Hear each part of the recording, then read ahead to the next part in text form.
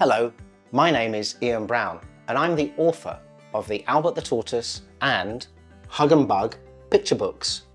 I love being a children's author because it's literally a dream come true. And now I get the chance to take my stories into schools and libraries and bookshops and share those stories with children.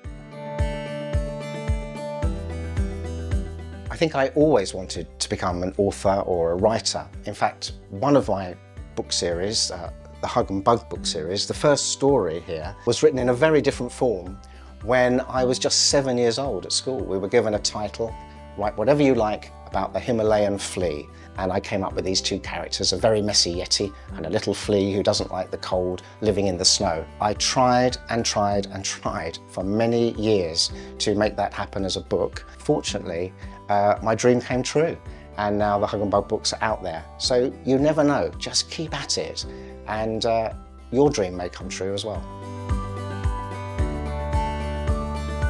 One day in our garden, our real pet tortoise called Albert inspired me. He went upside down in the garden and I rushed over and I was gently putting Albert back on his feet, and boom, I had the idea for the first story, Albert Upside Down. A lot of books out there now about Albert. Luckily, the real Albert is back on his feet. I suppose the thing I find easiest about writing is when the story has completely come together in my head. I don't write the full story straight away. I just let it all sort of sit in my head for a little while, and then only when it's bursting to get out of my head do I sit down and have a go at getting it on the page. I find that really, really quite easy and really exciting.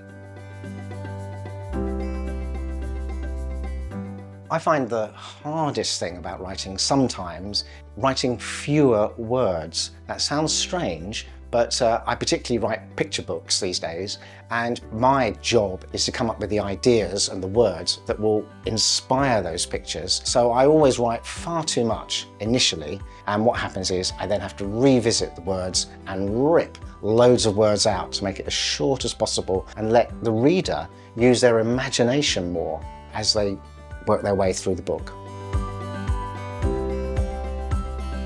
I think I've had a few proudest moments, if I may.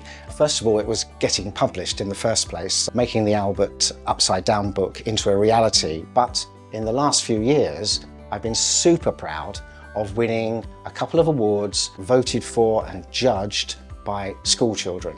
And going to the school to receive the trophy, where the mayor of the town was there. It was incredible and a very, very proud moment indeed. I'm pretty sure every writer gets stuck. My trick, if it is a trick, is to not necessarily try to write the whole story in one go. For quite some time, just write down little ideas, nuggets of what might happen, and only when that story is bursting to get out of my head onto a page do I sit down and actually start writing a story. If you're excited by books and reading and the joy of words, as I am, then why not have a go at writing yourself? You never know where it might lead. Anything you can write could become a book, and other people could read your words, your ideas. Have a go.